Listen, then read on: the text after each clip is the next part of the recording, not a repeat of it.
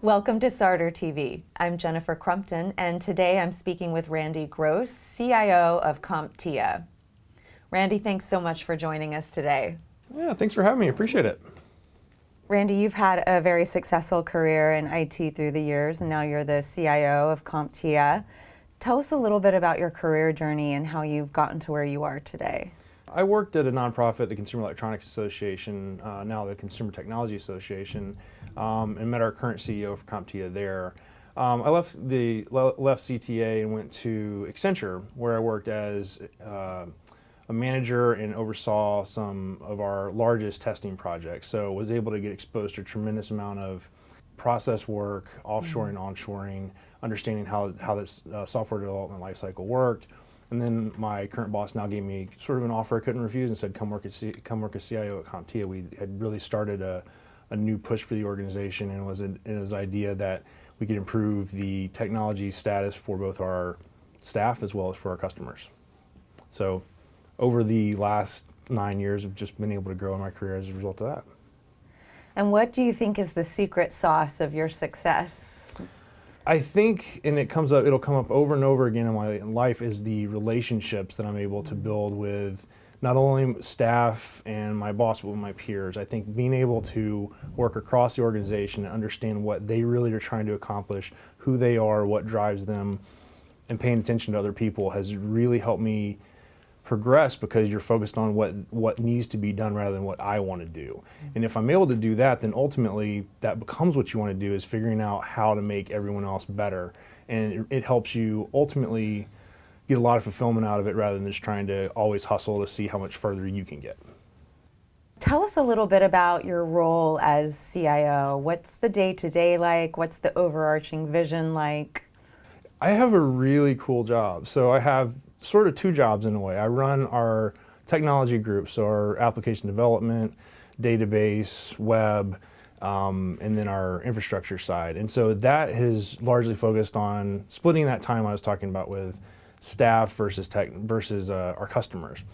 What I also get to do, and I think I might be the only person in the world that gets to do it, is I run our certification development business. So all the exams that CompTIA writes, all of the customer service that we provide to our customers and partners. You put all those pieces together, and I have a very good understanding of the business side as well as what the technology can do. So in a typical day, my son jokes around with it all the time, but I'm on the phone a lot.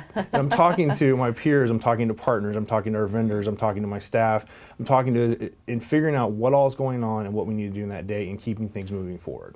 So that's a typical day, and it's very varied, but if you really knock it down, it's communication, communication, communication. What's your role in business revenue generating? Is there a role for the CIO today? Is that part of your purview? I think for me, it's a little bit more indirect than some others that I've heard of. Understanding, again, what the business is looking to do makes me a partner with them, rather than just someone either providing service or coming to them saying, this is what we're going to do. So when we have a major project, I'm in the middle of understanding what the business model would be, understanding all of the different components that the data can help inform. So we make sure, regardless of what we're doing, that we provide as much context and as much data as we can to get that into the business owner's hands. I don't have a direct revenue mandate, but if the things that I do don't work, we have a negative revenue as well. So the customer service pieces as well, you really have to pay attention to what the customer wants, and the screw-ups nowadays, especially with the breaches and everything, can be catastrophic. So you have to look at the backside as just as much as the front end of the revenue. Talk to us a little bit about the rash of security breaches these days and how that's impacting your role, your company, and sort of what you see in the landscape. It's been a top-down approach. We had recently, our board of directors has taken a renewed approach in looking at how the risk of security breaches would affect CompTIA. There is the old trope of, it's not a matter of if, but it's a matter of when you're going to get breached. So it's how do you contain that risk? We've really focused heavily on the NIST framework and rolling down each of those controls and figuring out how we can get better. It's a constant improvement. It's not just check off the box. It's how can you make each one of these better. So we've identified our gaps and are working to address those. We've dealt with it on coming from the bottom up with our staff as well. So doing some simulated phishing campaigns or doing further education. We have a product that actually helps companies learn from that. It's going to happen, and you have to be prepared for that. And I think more people are moving toward that rather than just being reactionary. It's how can you contain the most sensitive data for us, and just constantly focusing on that. We've actually shifted a lot of our meetings to security first, no matter what we're talking about. It's what are we doing in this. And that's helped us really maintain that focus on what really matters just to keep the business safe. How do you deal with just the constant changing of styles and methods that hackers use around the world? Is that something that keeps you up at night? Yeah, I think there's two parts of it. We're actually developing a certification for penetration testers right now. We had a number of penetration testers in last month, I think. The interesting part with that is it's the same strategy behind it. It's finding exploits, and it's finding where the easiest point of entry is. So if you're looking for any techniques or processes or whatever, it's shoring up what the most basic things are. And it's really true.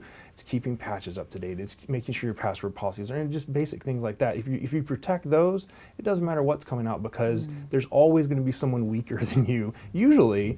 And if we're all able to do that, then it makes it that much harder collectively. Unfortunately, that's not how it works today. And there's more people that don't pay attention. You have obviously some of the biggest companies in the world that can't do the most basic of protection measures, which is shocking to a lot of people. What do you think determines whether a CIO succeeds or fails? I think success for a CIO is determined by the success of the business and how well you're able to enable your business partners.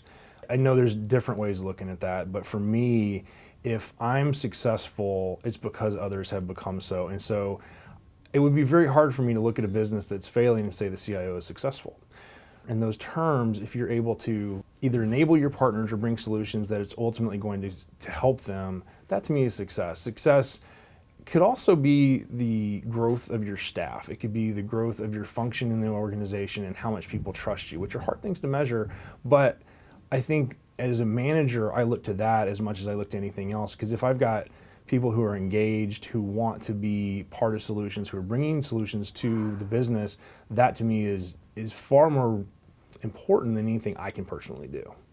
How do you work to build that type of reputation of trustworthiness within your staff and across the organization? What's your philosophy on that? So I'd start with the organization, and I've learned, talking to several other CIOs, that credibility is the most important thing for a technology organization to have, and you achieve credibility by doing all the boring things correctly. So your systems stay up, you're keeping your data secure, you're able to keep your customers happy, and you're not having any major things. Those are table stakes, but if you lose those, you've really lost a large part of what makes technology successful. Then making your staff productive, making your staff think in those terms, for me, is asking questions. What are we doing here? What are we doing here? And letting people solve those problems rather than telling them what to do.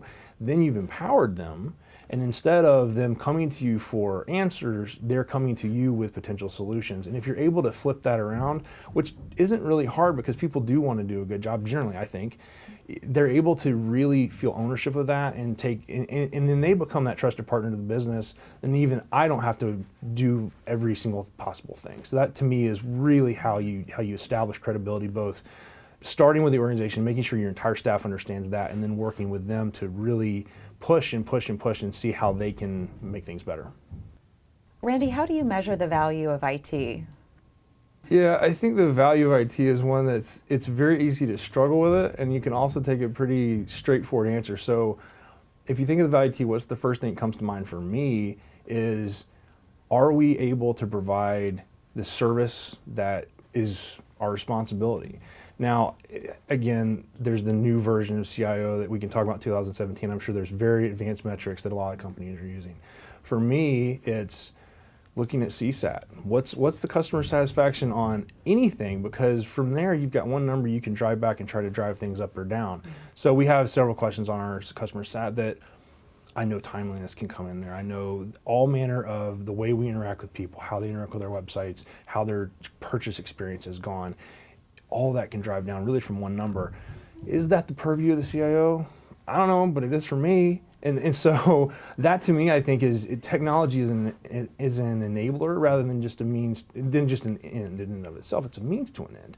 So I think if we're able to think of things in terms of business and think of things in terms of how the technology is helping that, then to me that's success. In terms of justifying IT, yeah, I mean that's a tougher one. It's, you know, how much am I spending? Am I viewed as a cost center, or am I viewed as someone who's able to add value? Thankfully, I've been viewed for a long time as someone who's able to add value, so I don't necessarily have to focus as much on the cost, which is great because we're always looking at that, but I don't have to think about it as much. Randy, what is your philosophy on leadership? How do you function as a leader in your organization? For me, I've had several life-changing experiences in the last probably 10 years or so. And what I've come to find out as I've been working with all manner of staff is a couple different things. One, you never know what someone else has going on. So give them wide berth, understand what's going on. And really, the second one is something that I think comes up on the internet every now and then, but I agree with it. It's never assume malice when ignorance may explain it easier or somewhere along those lines. So both of those tie to empathy. And if you're able to relate to people in a way that works for them, a way that they know that you're thinking about what they're doing, they're much more likely to interact with you in a way that's productive, calm, anything along those lines. And if you're not able to do that and you're coming at it from your own perspective, sure, you can get things done. You can be a bull in a china shop. I'm certainly saying I'm not perfect either. Everyone has their moments. But if you're able to think in things of, for me as individuals, and really dealing with people and having them deal with me that way rather than a constant, task-based or whatever, that to me seems to be more value over time. And I've made much better relationships with coworkers and my peers and my supervisors as well. How do you help shape young leaders? What kind of advice do you give them? Yeah, it's interesting. Some of the stuff that I think, everyone thinks that there's some things that are obvious to them. Well, sometimes they're not. And so simple things like dealing with people with empathy, dealing with doing things with integrity, sometimes they need to be reminded of that. And so I think starting with very basic things and making sure that those are taken care of honestly helps more than a massive strategy of, you do 10 different things to be successful or whatever. So I think starting very, very small with using examples and then moving from there and saying, what can we do in this situation that would help move things forward, helping people to think about it. So asking questions and leading them down paths and having them think about it. And maybe you get answers back that you don't realize. But I think for youth, there's always so much enthusiasm coming out of that, and it's making sure that they use that enthusiasm, that you're not beating it down, but that you're really able to guide it in a way that's going to make them successful. There is nothing more rewarding than having someone grow and watching that happen over time. And a lot of the time it doesn't take that long either. And it's just so great to see that happen as a result. Leadership, I guess, in some definitions, is about providing employees opportunities to learn constantly in real time. How do you promote learning in your organization? I think there's a couple traditional ones there, and then maybe some more organic. So traditionally, I enjoy it when folks go outside, and there's a lot of typical conferences for IT that I like for them to go to. All the big vendors, any of them do fantastic jobs with that. I think that gets folks outside their comfort zone and also forces them to think about things in a different way. And they come back, and I always tell them, this was an expensive conference for you to go to, Right. but it's going to end up being more expensive when you come back because I'm going to have to do a whole lot more stuff that we might not otherwise would have done. And it's been good because they're learning something that's applicable to them. They're excited about it. And when they're excited about it, it's something they want to move forward with. So to me, I think that's a massive benefit. And to me, it's almost like free consulting. You get a big multiple out of it. The second one, I think, is always challenging the status quo and challenging them to figure out what that might end up taking. I always tell them, if you don't know, go to a vendor, figure out what they can help with, go to our integrators, figure out what they can help with. Never forcing people to just reinvent the wheel is one, but putting all those pieces together, we do over and over and over again, and it helps because you then end up building solutions on top of what you've got, you understand it, and then you also can be exposed to the new innovation side of things pretty easily. So it kind of ends up being organic in that way. What do you think are the most important skills these days to have in the IT profession? So there's two threads on this I think that we could talk about. There's the technical threads. For CompTIA, we see our security business growing. Our certifications have grown tremendously in the last several years. Having a bent toward knowing how all the situations are growing and changing and being able to adapt to it and learning all the different functions in security has been massive. No matter what role you're in IT, I think there's either certifications or learning you can take advantage of because it's never going away. I have a hard time seeing how the certification business would stop. The second one is something that comes up a lot, but I can't emphasize it enough, is sort of the overall soft skills that I would really focus on.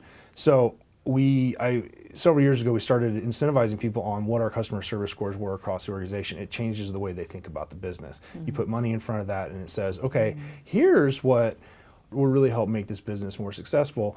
And it changes them from, that typical IT guy to somebody that's, oh, how can I help you today? Very easy thing, but I think when you get into that, it's hard to train for it, but it's also very easy to see when it doesn't work.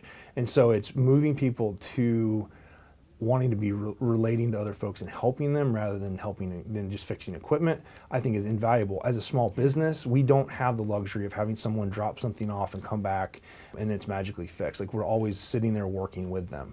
That's a different activity than a lot. My IT staff are constantly in meetings with the business because we just don't have the time to sit around and come up with solutions and then magically drop them on people.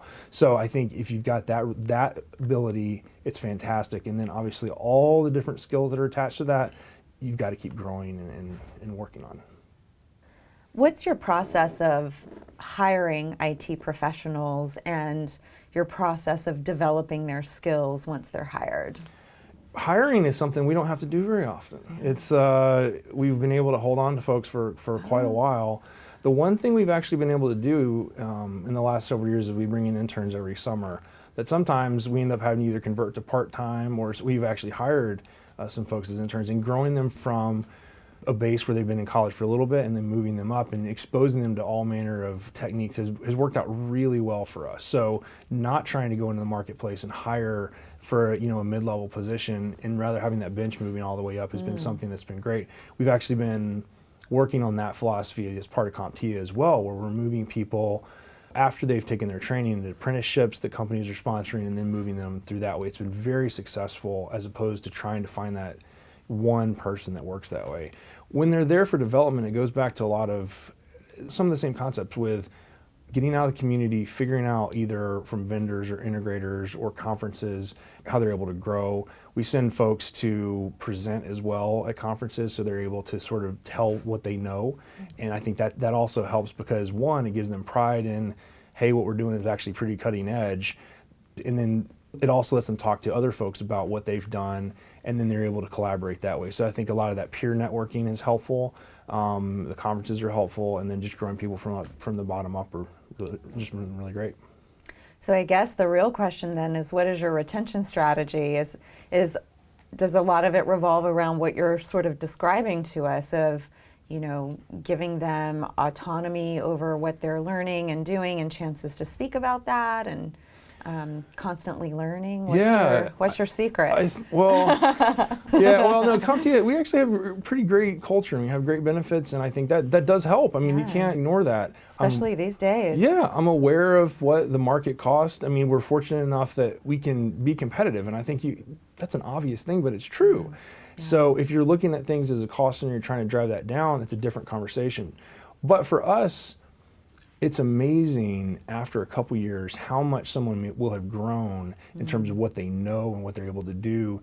And if they were to leave, which everyone leaves at some point, they're likely not going to have that level of autonomy, like you suggested. They're not going to have that level of exposure to all the business. And one of my senior staff jokes around me all day. She's like, "You never tell me what I'm supposed to do." I'm like, Yeah, because you know what you're supposed to do. Go figure it out. And she's kind of joking, but the Yeah. point of it is I'm giving her the autonomy to go into those meetings and say, all right, come up with a solution, come up with something that you want to do. And I think that's pretty unique sometimes, where I'm not lording over, this is what we shall do, and coming up, and we can certainly adjust. But the retention, honestly, is giving people the autonomy, the benefits. I think conversation is crucial. They like who they're working with, and we make sure that we're, as a cliche, having fun. But we do. We're not taking ourselves too seriously, and I think that helps a lot. What do you do to keep up with the ever-changing technology trends? I see a lot of technology as iterative, so it's always growing on top of one more. You see a lot of stories in the news, and so you feel like you've got to stay up on everything all the time. Well, the reality of it is you don't, because if you actually go into the market to find what the newest thing is, the chances of there being a mature product that's available for you to take advantage of right there is pretty low. I think it might be a different activity for a larger business than a small business, so we don't have the luxury of, skunk works that we can go develop our own things constantly. But with finding stuff, it's funny how we'll go to talk to peers or a conference, and we're saying, like, yeah, we're really having trouble doing this. You're like, you're already working on that? Yeah, why wouldn't we be? So we find ourselves like, you feel like you're behind when we're actually usually not. And so there's pieces that we're certainly not perfect on. But I think overall, we have a bent toward constant improvement. We have a bent toward really understanding what's important and then going toward that. I think there's probably some folks in the organization that wish we moved faster on some pieces, but from my perspective, in terms of managing risk and potential breaches and everything, I think we're pretty aggressive in how we're trying to improve things. That's a really interesting point, that, a lot of times there's just a lot of hype in the media about something, and it isn't necessarily something of substance that you have to chase down. It's true.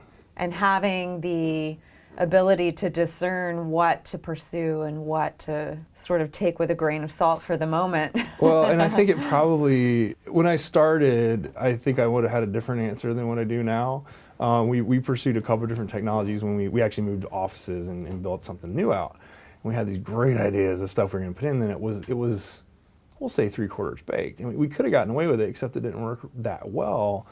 Ended up creating massive staff confusion. And it was good technology. There wasn't anything wrong with it, but it wasn't really ready for the prime time. And so what you end up, when you have a situation like that, you get a little bit gun shy, but you also realize, what is the real risk of disrupting 50 or 100 people? It's actually pretty big.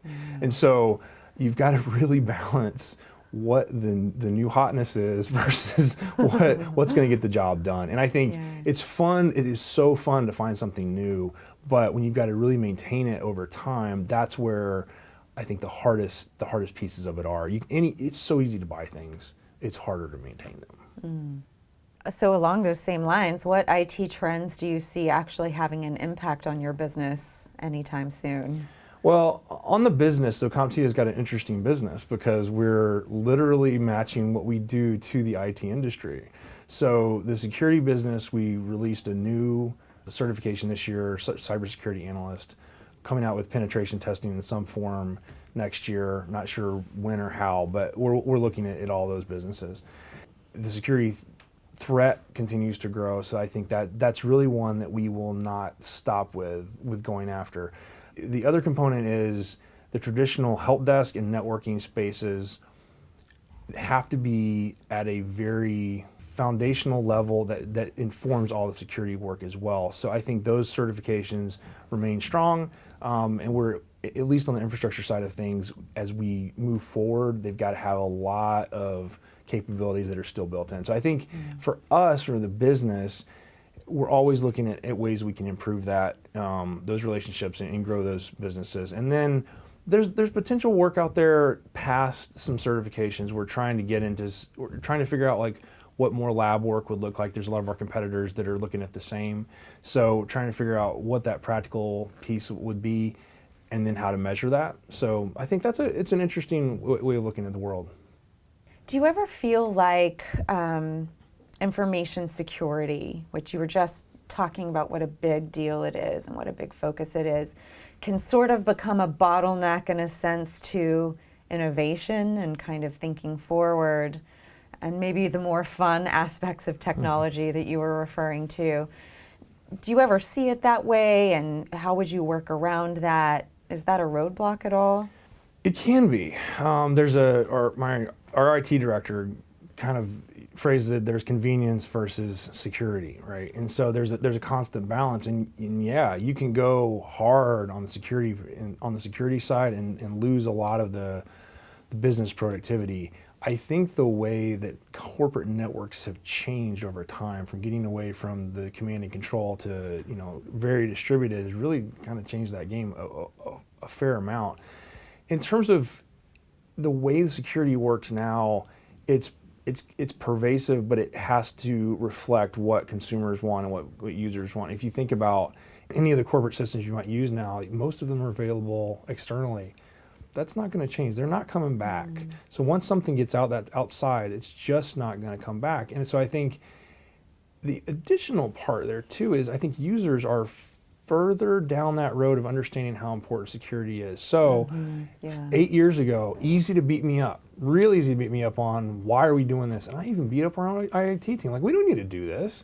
Now we're fishing our own staff to make sure that they're not clicking on wrong links. They know it's coming.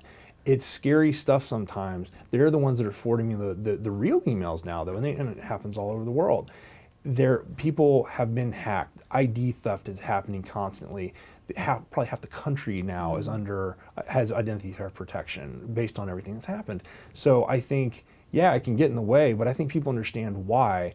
It's incumbent upon us to figure out how close to the edge we can get, and also to bake a lot of those pieces in. But again, if we're protecting our core assets correctly, and we're keeping everything up to date, it doesn't have to be that way. And there's so many systems now that allow for better collaboration, that are more secure. So I think over time, it could be harder, but it could also be easier in terms of what people think about security, how important it is to them, how important that they realize that this is the corporate business and they're not going to quite get in the way of it.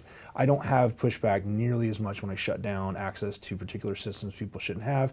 They understand it, but then it's like, okay, this is what we're looking at this from the board perspective. Do you want me to go tell them that? Because I can't do that in good conscience. I don't want to make them look bad either. So it's a tough one, but I think it's a different climate now. Is there a particular strategy that you use when communicating to the board around some of these concepts and why you have to make the decisions that you do? Or I'm pretty straightforward. I have done a lot of the risk analysis on, understand the potential impacts. They're big boys and girls. They get it. They understand when I come in and say, this is how we've analyzed this. This is what our business impact could be. Here's what the gaps are, and just present them that way. It makes a lot of sense. One of our board members has been very proactive in figuring out how to help us communicate with the board, and so it's been great working with him. Fantastic. And they ask the right questions too. They ask, why don't we have more insurance on this side? Where can we shore these defenses up? How much money do you need? It's a great question for any board to ask. But I'm just forthright with them, and there's no games, there's nothing. It's here's the deal, and I've known a lot of them for a long time, and it's very easy to say this is the risk, and thankfully a lot of them, actually all of them, from IT companies. So they get it, and they've seen it happen to their customers, and they're willing to invest in it because it's their names that are in the news if it happens, along with mine. Yeah. Randy, thank you so much. This has been such a productive and interesting conversation, and we truly appreciate you sharing all of your ideas with us. Yeah, it was great being here, and thanks so much for having me.